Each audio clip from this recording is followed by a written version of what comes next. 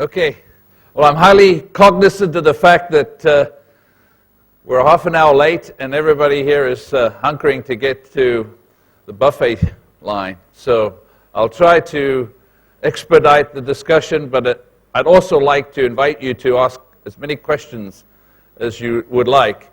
So to just calibrate my presentation, how many people in this room are the chief marketing executives in their organizations? Don't have to have the CMO title, but are the chief marketing executive. How many of you are general management figures, people who interact with marketing, comment on marketing, knock marketing? Okay, looks like the chief marketers are outnumbered. So just so you know, that I represent an organization that has 8,000 members in 110 countries. Our members control $400 billion of marketing spend. I have a mission which is to elevate the role of the CMO, to make that CMO more respected, more valued, make that CMO in a position of influence, see more CMOs on boards. To date, there are only about 5% of publicly traded companies where CMOs serve on the board. You know, we feel CMOs are the heir apparent to the CEOs, and there's a whole lot that's needed in terms of elevating that role. While today we talk a lot about branding, sexy commercials, sexy narratives, provocative, engaging content, advertising, the harsh reality about being a CMO is that you're the big redwood tree that everybody's got their chainsaw started up and they want to cut you down. So the CMO's role is a tough role. CMO today you're seeing CMOs coming out of lines of business, coming out of an area where they've managed and owned the P&L, where they have interfaced on a strategic level, they have operational experience, they have product development experience, they have customer-facing, customer interaction experience, and they certainly have experience interfacing at a very senior level with executives. So the CMO Council, if you're not a member, you are welcome to join as long as you are the chief marketing decision maker in your organization or your line of business or your product area or your geo. You're welcome to sign up. There's no cost to participate. There's a wealth of content on our website. There are lots of ways for you to network. We probably do 70 or 80 events a year in different parts of the world. There's lots of places to interact, engage with peers. So I would really recommend that those of you who are either marketers, wannabe marketers, or people who evaluate and work with marketers to use our channel and our content as a source of supply. So my background, I'm not going to get too much into it, but I've been in Silicon Valley since 1982. I've worked with many of the top Indian IT service providers here, software companies. I've worked with most of the big global IT consulting firms. I've represented many technology vendors. My prior heritage in New York and London was with consumer products companies, big brands like Samsonite, Subaru, General Foods, Post, Country Time, Post Cereals, Country Time, Jell-O, Kool-Aid, all of those brands I've worked on in my history. So I've handled both B2B and B2C. I started the CMO Council back in 2001, and we've grown up to be quite a vital community, I think quite influential in how we shape discussions about marketing. Probably in one of our most recent studies, State of Marketing Report, 30% of those we surveyed, there were about 525, said that the CMO is equal to other C-level peers. Well, we don't feel that that's really an adequate number and should be a lot more. 45% say that they are only sometimes regarded at the same level or respected at the same level as their peers. Again, that means that 25%, if you know math, are unsatisfied with their role and their respect in the organization.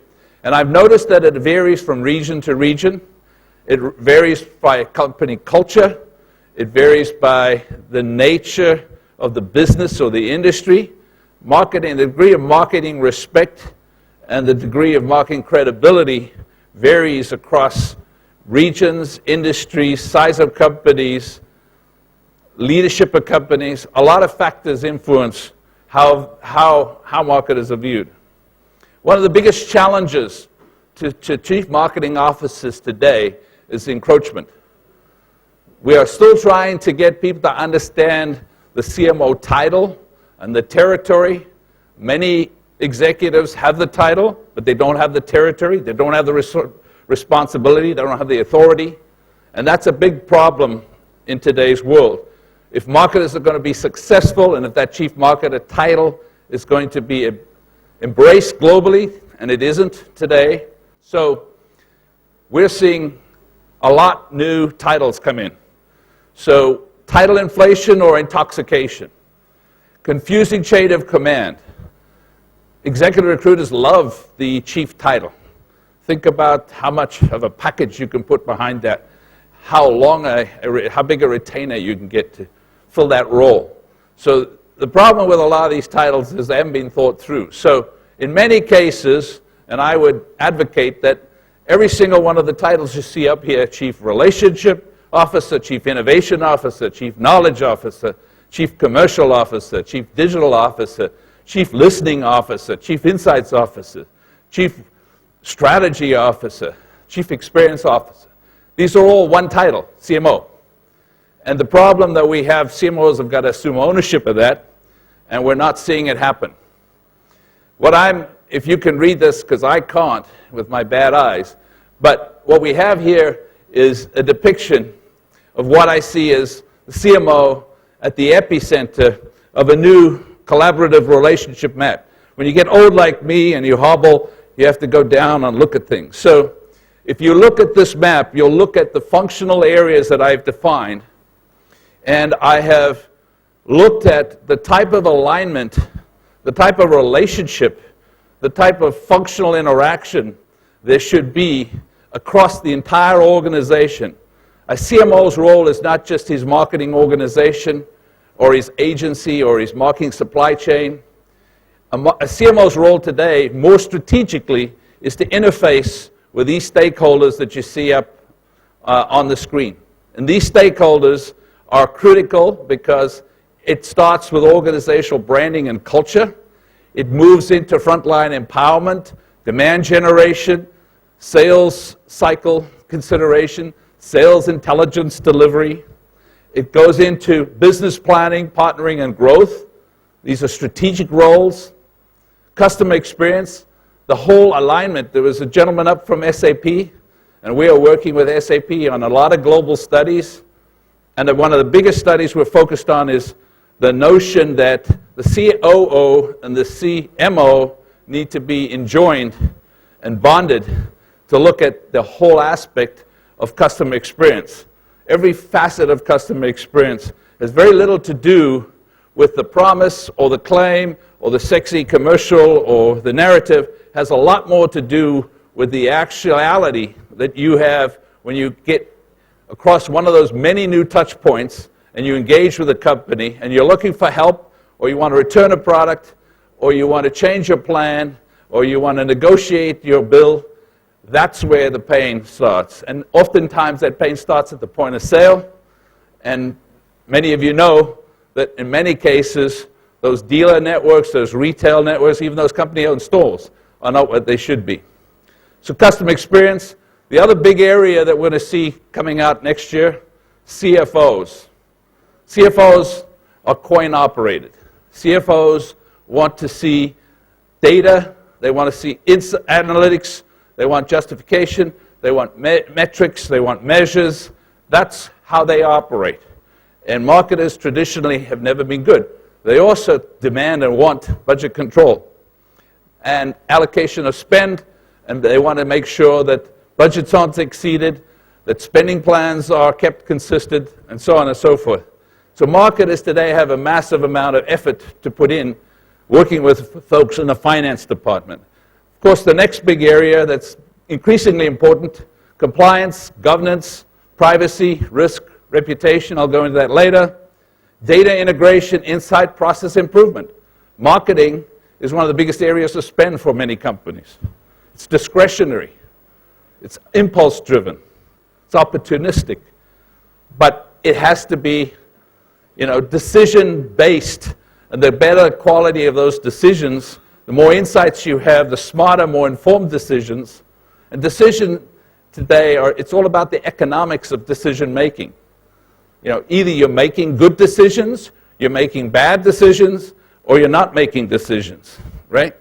And so the speed and alacrity and the ability to make better decisions based on better, richer, deeper insights is critical for marketers. Product design and development. We all know and talk about social media. We know that most products fail. I think the number is 150,000 products fail every year because they have not been taken to market effectively or not been thought through and designed and presented effectively, right? So there's a big to-do with demand, supply chain, forecasting, synchronization. Marketers have a role to play in determining, projecting, and forecasting demand, understanding how to not just sell into the channel, but how to sell through the channel. Organizational branding and culture we talked about, and that's the kind of the loop that CMOs have to face. Now, when you think about that on a day-to-day basis, the role of the CMO, outside of running the marketing organization and making decisions about advertising, creative, or content, is really a challenge. So, a couple of data points.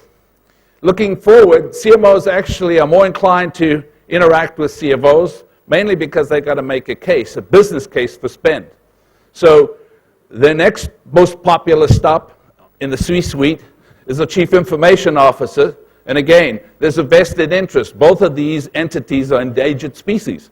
CIOs are also under the gun. They actually have the same problems. They have talent problems. They have transformation problems. They have training problems. If you think about what IT organizations are doing today to renovate, they've got to transform to better perform. And the problem with IT organizations, they are tied down with old legacy stuff. Marketing organizations are tied down with old legacy stuff too. It's old ways of doing things. It's not being digitally savvy. It's not being adaptive. It's not being smart and quick and assertive. It's being much, it's being risk averse. It's being bogged down in traditional marketing practices, using maybe a traditional marketing channels. So there's a great need for these two entities, the CFO and the CIO, and as I mentioned earlier, the CFO.